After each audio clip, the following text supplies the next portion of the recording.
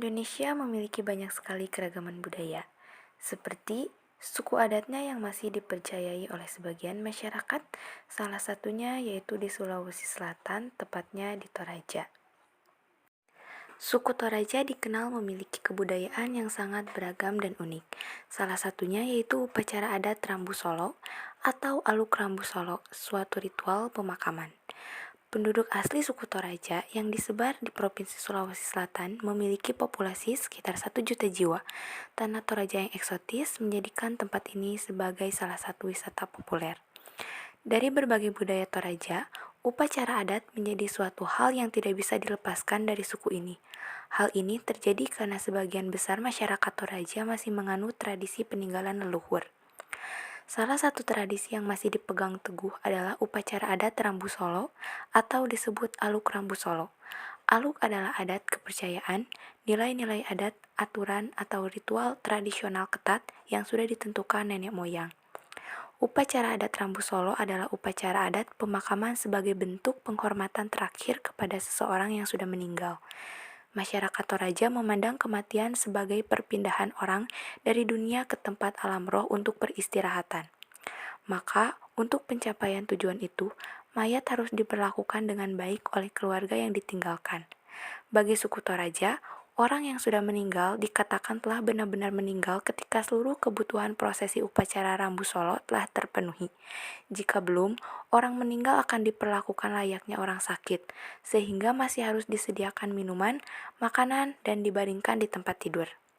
Rangkaian upacara adat Rambu Solo merupakan ritual penting yang memakan waktu dan biaya besar. Maka, tak jarang upacara ini dilaksanakan beberapa bulan hingga bertahun-tahun sejak seseorang meninggal.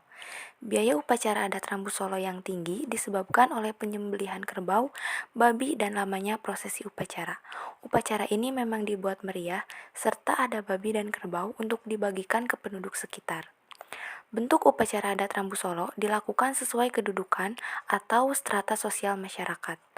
Upacara ini dibagi ke dalam beberapa tingkatan yang setiap tingkatannya memiliki beberapa bentuk. Yang pertama, upacara disili adalah ritual pemakaman untuk strata paling rendah atau anak-anak yang belum mempunyai gigi. Upacara tingkat ini dibagi lagi menjadi 4 bentuk. Kedua, upacara dipasang bongi untuk rakyat biasa yang hanya dilakukan dalam 1 malam saja. Upacara tingkat ini juga memiliki 4 bentuk, yang masing-masingnya berbeda mulai dari mengorbankan babi 4 ekor sampai kerbau 2 ekor. Yang ketiga, upacara di batang atau di goya. Sebagai upacara untuk kalangan bangsawan menengah, upacara ini dibagi menjadi 3 jenis yang masing-masing dilakukan selama 3, 5, dan 7 hari. Jumlah kerbau dan babi yang dikorbankan juga bervariasi, mulai dari 3 sampai 7 ekor. Terakhir, upacara rapasan yang dikhususkan bagi bangsawan tinggi. Jenis upacara ini dilakukan 2 kali dalam rentan waktu setahun. Upacara pertama disebut aluk pia, sedangkan upacara kedua disebut aluk rante. Dibagi menjadi 3 jenis. Jumlah babi dan kerbau yang disembelih dalam upacara ini bervariasi, mulai dari 9 ekor hingga di atas 100 ekor. Ada pula prosesi upacara adat Rambu Solo. Prosesi upacara adat Rambu Solo dibagi menjadi 2 garis besar, yaitu prosesi pemakaman atau rante. Yang kedua adalah pertunjukan kesenian. Kedua prosesi ini dilaksanakan terpisah. Biasanya, kedua kegiatan akan terjadi dalam satu kegiatan upacara pemakaman yang berlangsung sekitar 3-7 hari.